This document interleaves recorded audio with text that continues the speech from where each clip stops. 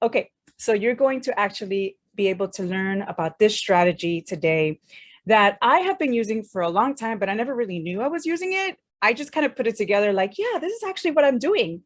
But I started actually writing this down in my notebook, and actually it has been super helpful because I will do this and you can do this without writing it down.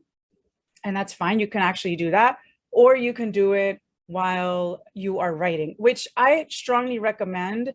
Do it at least once or twice a week when you're writing it down using this R.E.A.D method. What better way to start the year than teaching you a method to get deeper into your scripture, to get deeper into your Bible study, to really draw closer to God, get better connected with God, have that relationship with God, be even better this year, improve, you grow in the fruits of the Spirit, grow in your walk with Him.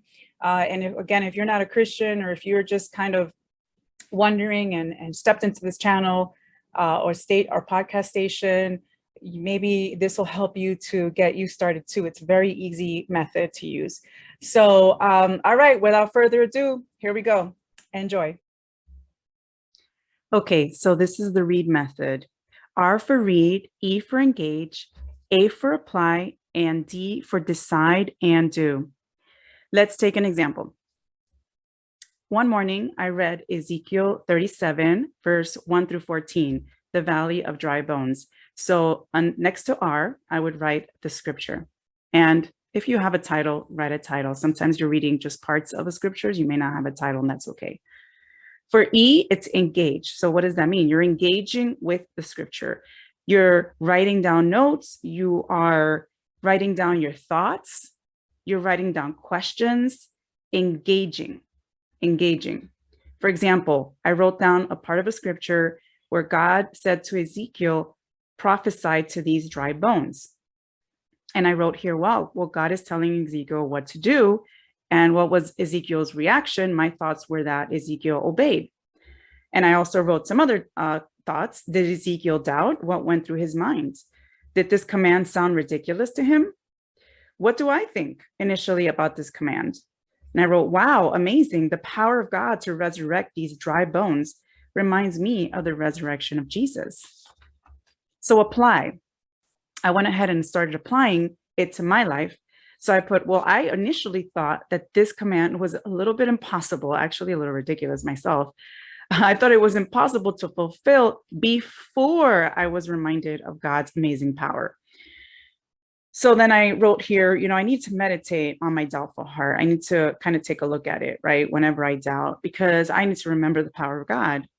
So my decision was, I will look up at more scriptures and I will meditate on this scripture, displaying God's power to help strengthen my faith. And any other additional scripture, of course, that would help me with that. And that was my decision. That's what I did that particular week, that for the next couple of days, actually. And so another one I wrote here was Romans 8, 1 through 17, life through the Spirit. Very similar, engaging. I wrote notes. I wrote some of the things that were going through my mind. The application, pardon my handwriting. If you're seeing this on video, when I go fast, my handwriting tends to get a little crazy.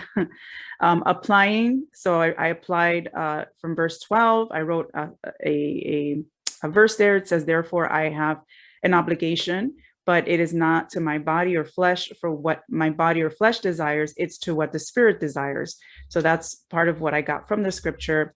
And then I also wrote, I will share in Christ's sufferings naturally if I am a co-heir with Christ, so that I should expect life will not be easy at times. So what was my decision? This particular decision, because this had to do with being led by the Spirit and not the flesh, I was thinking about all the sugar I had been eating over the last couple of weeks.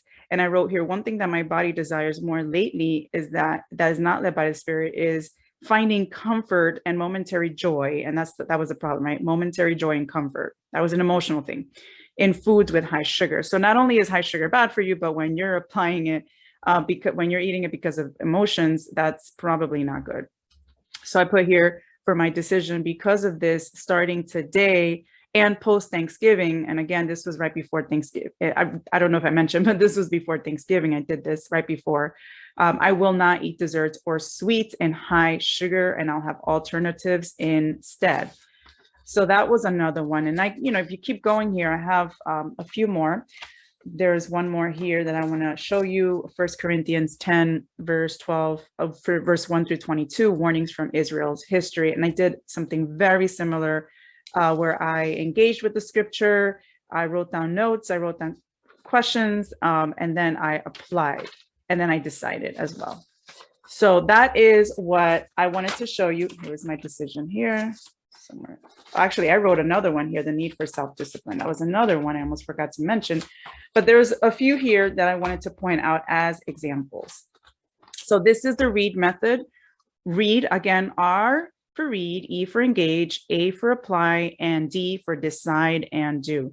So I'm hoping and praying that this method will help you in your Bible study, whether you are a mature Christian, a brand new Christian, or someone who is just seeking God or seeking to know about the scriptures. I think that this will help you, but I would love to hear from you to see if you got something out of this, or if you've tried it yourself. I would love to hear from you. Go ahead and make sure you write a comment below, and I would love to read your comments, and I love any feedback. And if there's anything else you want to know, I would absolutely love to be able to share how I have my quiet times and what helps me not just stay strong, but grow stronger in Christ and stay a devoted disciple of Jesus.